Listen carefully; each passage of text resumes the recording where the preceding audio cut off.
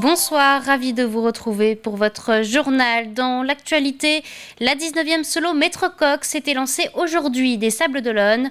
33 skippers en classe Figaro-Beneteau sont donc partis pour un circuit de 327 000 entre les îles de Ré, Yeu et Belle-Île. Les premiers arrivants sont donc attendus jeudi et au départ de la course. Cette année, beaucoup de nouvelles têtes. Écoutez.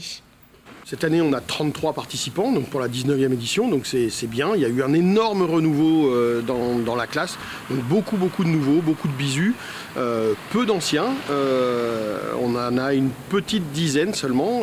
Voilà, donc la bagarre va être serrée devant parce que ça va rien lâcher, hein, le niveau est toujours aussi haut. Donc on a 2 jours de course inshore, donc dans la baie Les Sables, et on a une grande course de 2-3 jours pendant lesquels, qui correspond à peu près à une étape de Figaro, de la solitaire. Donc comme ça, les skippers peuvent commencer à se rôder sur une étape type de la solitaire. Dans le reste de l'actualité, 55e jour de guerre en Ukraine, un conflit qui a provoqué la fuite de plus de 5 millions d'Ukrainiens selon le Haut-Commissariat de l'ONU. Alors pour venir en aide à une partie de ces réfugiés, un convoi est parti aujourd'hui de Montaigu-Vendée à l'initiative de l'association SOS, section opérationnelle secouriste. À bord, 3 montacutains accompagnés d'un traducteur. Ils partent en direction de Constanta en Roumanie pour monter une base d'aide humanitaire.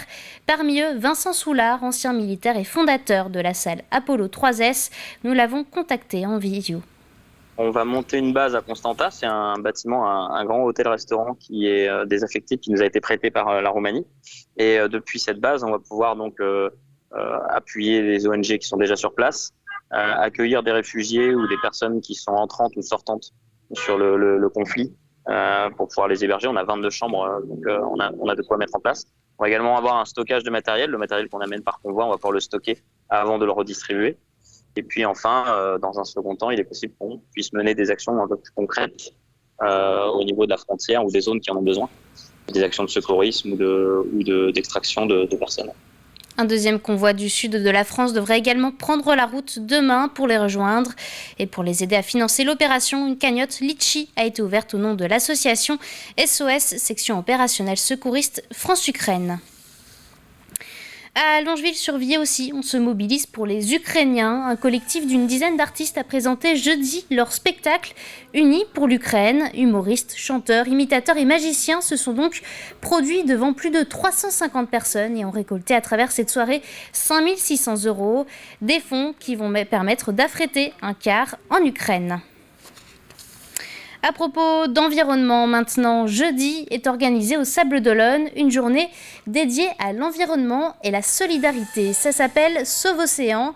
Porté par les étudiants de l'école supérieure de l'alternance, le festival prévoit d'abord un nettoyage de la plage de la Paracou. Cette action sera ensuite suivie d'un concert le soir avec des artistes locaux.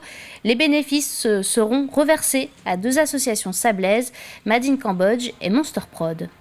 On va accueillir 3 artistes qui sont donc Holosphère, Graziani et Axel Parel. Donc ces 3 artistes qui sont des artistes locaux bien sûr, avec ce festival qui a tout de même une dimension environnementale puisqu'on va sensibiliser les gens à cette protection de l'environnement, au tri des déchets, etc. par le biais d'animation, de sensibilisation, etc. Et voilà, c'est vraiment une action portée par des jeunes. Après 20 ans cloué au sol, le Piper L4B a enfin pris son envol. Cet avion militaire de 1942 avait été retrouvé il y a presque 4 ans dans une grange et il a été restauré par l'association Piper 43059 Project à la Guérinière. Un travail fastidieux qui aura coûté 50 000 €, mais aujourd'hui il a retrouvé ses capacités et son allure d'antan.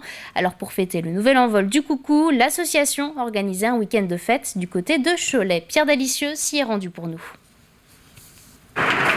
Un vol pas comme les autres pour un avion chargé d'histoire. Ce Piper L4, construit en 1942, restauré entièrement, est scruté sous tous les angles ce matin, avant un long week-end de vol. Chaque détail compte avant le décollage. On fait le niveau d'huile, on vérifie, il y a une vérification quand même avant de prendre l'air. Il faut bien être sûr que tout marche bien. C'est très très basique, c'est un flotteur qui flotte dans l'essence avec une tige, donc au fur et à mesure que l'essence descend, la tige descend et c'est comme ça qu'on connaît la quantité d'essence restante à bord. L'association Piper 43 059 Project a restauré cet avion mythique de la Seconde Guerre mondiale, propriété de l'armée américaine. Il était destiné à faire de la reconnaissance à basse altitude avant les combats. Pour les pilotes, chaque décollage est un grand moment. Ça fait beaucoup de choses parce que c'est un avion historique. C'est vrai qu'on a ce caractère qui est historique, qui est fort, je trouve, et qui fait que depuis les années 40, il passe de propriétaire en propriétaire et qu'on détient quand même une partie de l'histoire avec cet avion.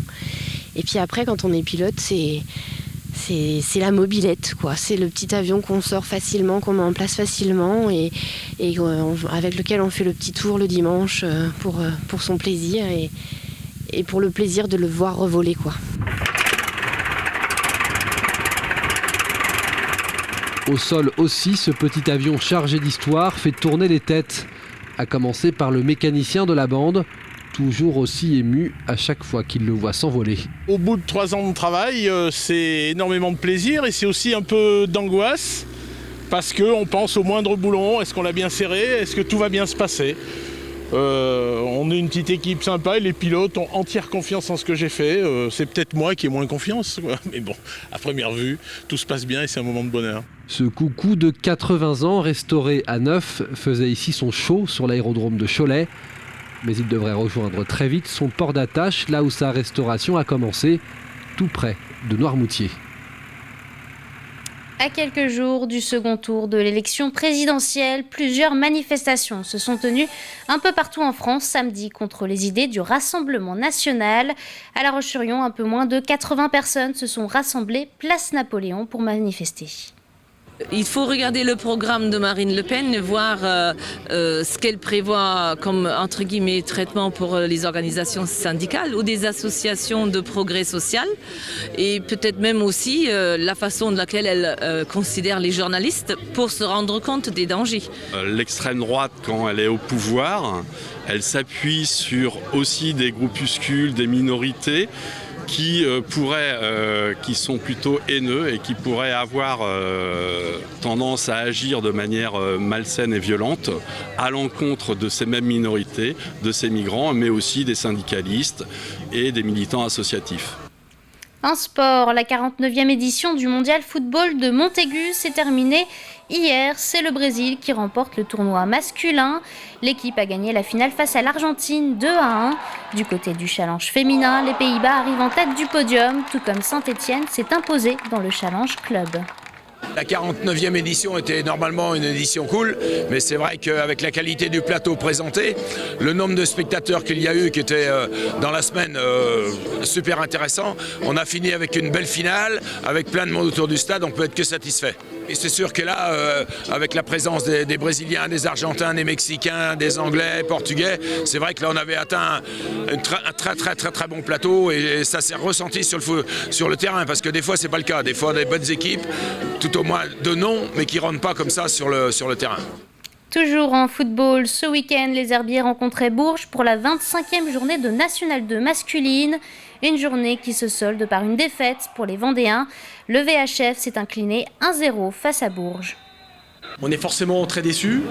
On aimerait bien finir à domicile pour notre public, même pour l'équipe. Voilà. Bon, c'est un match qui n'a pas tourné dans l'autre sens. On va se projeter déjà sur le suivant. Il faut retenir ce qu'on a fait de moins bien. Voilà, les erreurs où on a concédé ce penalty à la fin de la première mi-temps. On se retrouve mené et derrière, on s'est un peu frustré et on a tapé dans un mur. On n'a pas réussi à le contourner ou à le perforer. Maintenant, on va se remobiliser ensemble et faire en sorte qu'on redémarre une dynamique sur ces 5 derniers matchs. On termine avec la fête des plantes qui a fait son retour à La Roche-sur-Yon. La 20e édition s'est tenue samedi au parc des Oudéries. 20 ans donc que l'association L'Asphodèle propose aux jardiniers d'échanger avec des professionnels. Un événement qui était très attendu. Près de 5000 personnes se sont donné rendez-vous autour d'une multitude de plantes en tout genre. Alix Lanos. Les portes viennent d'ouvrir et il y a déjà beaucoup de monde dans les allées du parc du château des Oudéries. Beaucoup d'habitués de la fête des plantes, mais aussi des petits nouveaux qui découvrent la manifestation. Une bonne surprise, on ne s'attendait pas à autant, donc c'est le premier stand et on a déjà envie de craquer, donc on va bien voir ce que ça va donner. Il faut dire qu'il y a du choix. Producteurs, pépiniéristes, paysagistes, ils sont une 50aine de professionnels cette année à proposer leur production. Une production variée et originale, comme le souhaitait l'Asphodèle, l'association organisatrice de l'événement. Présenter des végétaux, des accessoires de jardin, etc. à un plus grand nombre et des choses qui ne sont pas, qui sortent un peu d'ordinaire, qui ne sont pas forcément très courantes. Vous verrez, il y a des collections de fuchsia, parce qu'on est à côté, avec des géraniums de collection, mais aussi une librairie spécialisée, des vendeurs bio de plants potagers, etc. etc. quoi. Mais ce qui plaît ici par-dessus tout, c'est le contact et l'échange avec les professionnels. C'est avant tout ce que recherchent les acheteurs. Je trouve qu'il n'y a pas un aspect commercial financier, il y a un aspect convivial, d'échange, partage de savoir, de bonnes pratiques. On déniche des petites variétés peu courantes. Voilà. Puis la bière est sympathique. On adore et on a été bien contrariés que pendant 2 ans on ait été privés. Voilà. Qu'est-ce que vous aimez particulièrement? Tout, c'est ça le pire. L'ambiance. L'ambiance aussi, la gentillesse des gens, pouvoir discuter avec les professionnels, c'est vraiment sympa. Ici se côtoient donc des jardiniers en herbe ou plus aguerris, tous prêts à partager leurs petits secrets.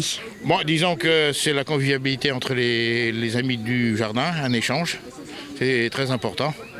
De l'expérience de chacun, puisqu'on a tous des spécialités. Soleil et bonne humeur étaient bien réunis pour la 20e édition de la Fête des Plantes, toujours placée sous le signe de l'échange et de la convivialité. C'est la fin de cette édition. Belle soirée sur TV Vendée.